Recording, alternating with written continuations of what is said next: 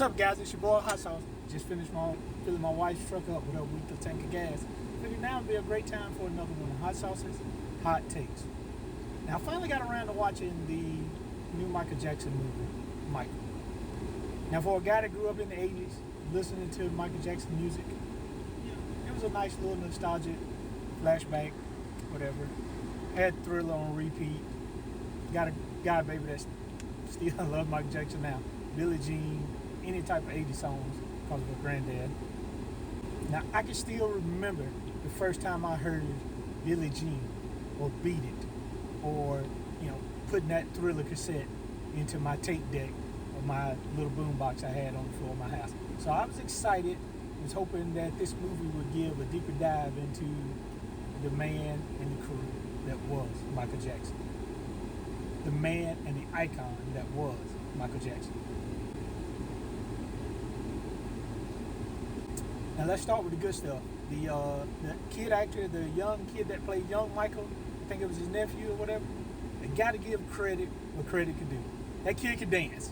He had his uncle's moves down packed.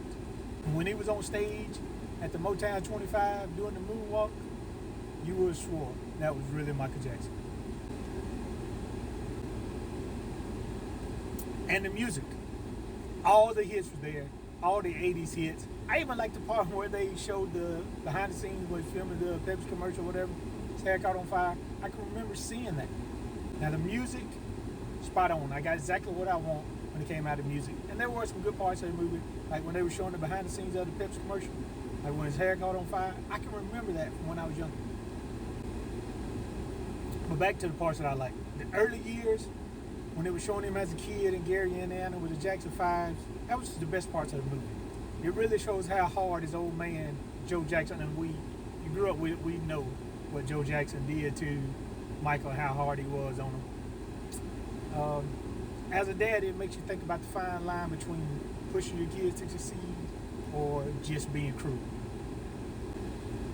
Now, I don't want this video to be an hour long. This is just my little quick hot take of the movie. I'm going to start doing more in-depth dive, but for right now, we're just going to stick with this. So let's get with what I didn't like about it. The movie just felt manufactured. Look, we all know Mike Jackson's life got weird at the end, and weird is an understatement. But since the Jackson family estate helped make this movie, it felt like they tried to whitewash, no pun intended, all the dirt off of what his life eventually became. And they basically stopped the movie before it went into details about all the chaotic stuff at the end. Also, where was Janet? Yeah. Look for Janet Jackson through the whole movie.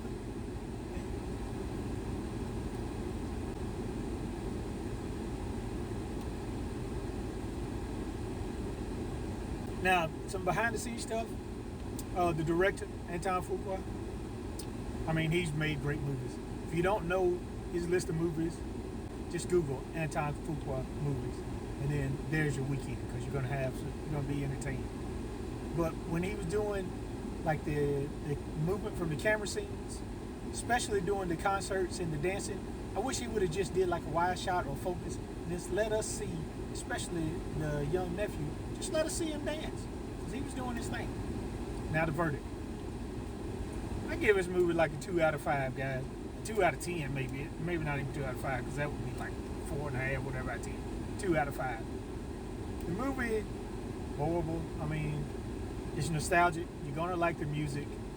A couple good dance scenes, but just as a movie, you just put on some Michael Jackson videos on YouTube and probably have a better time, and definitely spend less money than what it costs to go to the movies these days.